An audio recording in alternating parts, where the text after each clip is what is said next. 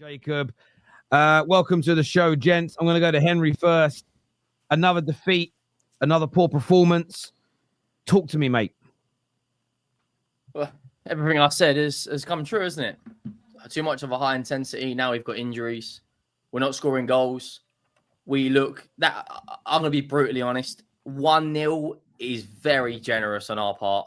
That was a shooting training session for Bournemouth. And I'm going to be honest, I looked at the reaction from the Spurs fans in the away end at full time. Chelsea's going to be a bloodbath. I don't know what Jacob thinks, but I think we lose to Chelsea, he's gone. We've won 2 of our last 9 games, I think. We have lost 8 of our last 12 away games. That Manchester City now win, which was 2 weeks ago, now looks at a memory in the past. I just don't get it. Yes, we've got injuries at the back, but the only player for me that has really improved this season is Dejan Kulusevski. Like, in attack, we look absolutely woe. One game we look brilliant. The very following game, we can't hit a barn door. There is so many inconsistencies. Bissouma tonight was absolutely shit. Fraser Forster kept us in that game, right? Since he's come in, 2 worldy saves against Roma, a worldy save against Fulham.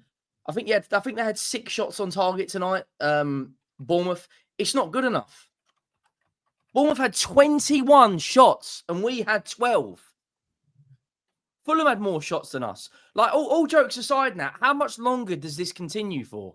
If we lose to Chelsea at home on Sunday, that is going to be the turning point for, I reckon, 80% of this fan base. And let's be honest, Chelsea just made 7 changes against Southampton and scored 5 goals. Before anyone says, I get it's bottom of the league. They also scored 3 against Villa, right? They also went to Leicester away and beat them. At the moment, it looks like the players don't understand what Ange ball is. It looks like Ange ball isn't working. The in-game management at times from him is diabolical. Our most creative player against Fulham, he subs him off for Bergvall. What is Bergvall going to do with 5 minutes on the pitch? Right? Semenyo absolutely tore us to fucking shreds. Right? If Evan Nilsson could time his run properly, that would have been 4-0 tonight. Like, we had 4 shots on target. James Maddison missing an absolute sitter. I get Spurs fans want to be positive, but I've been saying this since the Arsenal game. And it's another game we concede from a set piece. Ben Davies, as soon as he went off, we just fumbled. And I understand we've got no Van der Ven. I understand we've got no Romero. I don't know why Porro's on the bench. I don't know why. What is Jed? I know Jed Spence isn't the best right back in the world, but I don't even think he started the game this season in all comps. And this month, we've got Liverpool, Chelsea, and Man United. Liverpool play us right now. That I'm not exaggerating. Liverpool play us right now. That's a minimum of 4-0. Man United play us right now. Amrim's been there 5 minutes. They look more organised at the back than us. And I get we've got injuries. I get it. On your away form, I just had a look at it because I didn't look at that earlier. 1 win in your last 5, and that was the City game. But when you actually look at the other 3 wins, one of them was the very late 2-1 win over Coventry, which you could argue you didn't deserve on the night. You were lucky. You beat United 3-0, but I don't want to take it away from Spurs, but we know how bad Man United were, and we had a wrongful red card in the second half.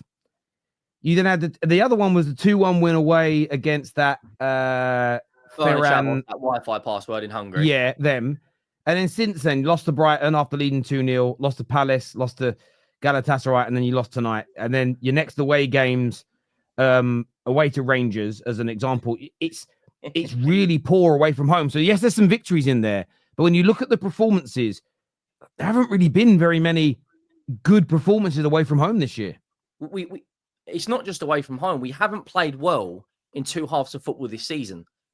Other than City. Aston Villa, we were diabolical first half, went out and blew them to smithereens. Right? I think we were 1-0 down at half-time. Roma, Kone got on the ball in midfield and absolutely toyed us. Fraser Forster makes worldy saves. Fulham, I think if I'm actually right, yeah, Fulham come to our ground and had more shots than us. I don't understand what people, I don't know what Jacob's thoughts is. I know he tries to give a little bit more of an even view. I'm just cutthroat at the moment. I can't stand this. We will be 13th come Sunday. I guarantee you now we will be 13th. Chelsea are going to turn up Oh, that's good. That's gonna be 3-0 minimum. Like the players are not playing for him anymore. Basuma just walking around. Why is Porro not starting tonight? I get we've got no Romero and Van de Ven or Vicario, but that's not stopping us scoring goals. We just about broke down Roma. We barely broke down Fulham. We didn't score tonight. And this is what I don't understand, Terry. How do you score 4 goals against Manchester City, but in the same month lose to Ipswich, Crystal Palace, and Bournemouth? Someone in the comments a minute ago said, Terry, you can't twist a 3-0 defeat. But I think I'm not trying to twist anything. I'm being honest looking at your performances. The fact that you beat City 4-0 and you look at your results prior and after, I think it's more about those teams being poor than you being amazing when you're having a balanced view. Not saying you were not good on the day. One of the Maddison finishes were amazing. But it's interesting that you smashed United when we were bad. You smashed Villa in their poor form. You smashed City in their poor form. But then you can't replicate that against teams that are not as good as those other sides. There's something in that. It's not about taking anything away from Tottenham.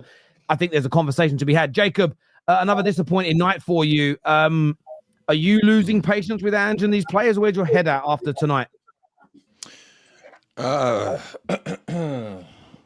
Where's my head at? Nah. I think they write songs titled that for a reason, because sometimes you lose your head. I'm very lucky I wasn't live during the game, just because honestly I am at a loss. I don't understand. I don't know what is wrong with these players. I don't understand why they can't complete 2 passes in a row. It's like a little press from Crystal Palace, a little press from Ipswich, just a gentle press today, and that's all it took. A gentle press, and we're playing out of the back looking like Southampton versus Chelsea yesterday.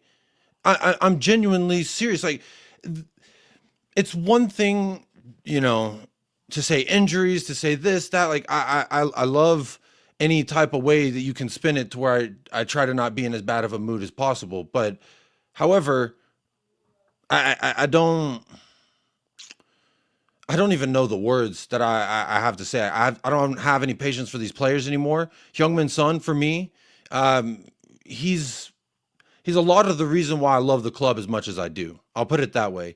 But today he comes on, it's time for an impact.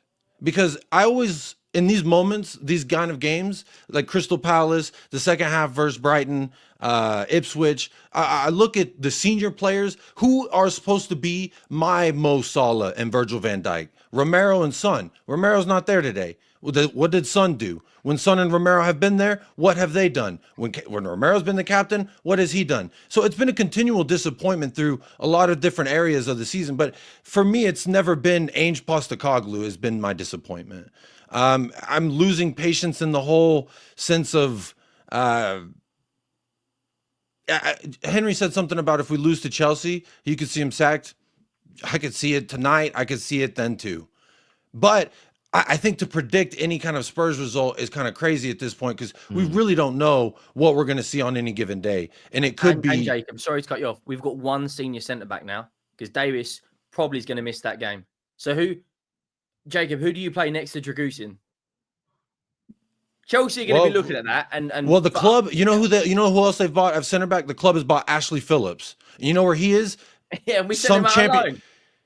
But here's the thing, because the manager's not going to use him. This is a continual repetition of behavior from the club, that they're going to just buy whoever they think is going to work. The manager says, I don't really like the chops of this guy. I don't think it works in my thing. Send him off. And then now Reguilon's actually on the bench. He said Reguilon go, but no one wanted Reguilon. So now he ends up on our bench due to injuries, due to this and that. And so, like, to me, I don't blame that on Ange, because this club has continued to do that since Jose, since Conte. We've always just bought whoever we want, regardless of what our manager wants. So I don't believe that it's Ange saying, oh yeah, give me Ashley Phillips and then I'm going to send him on loan. Give me Lucas Bergvall. And then he's just trying to make it work with whatever he's got. Now, obviously people are going to say, are you Ange out? Are you Ange this? Ange? I'm Ange. It doesn't even matter anymore. It doesn't matter if I'm in or out. It doesn't matter what I think. It doesn't matter what you think. It doesn't matter.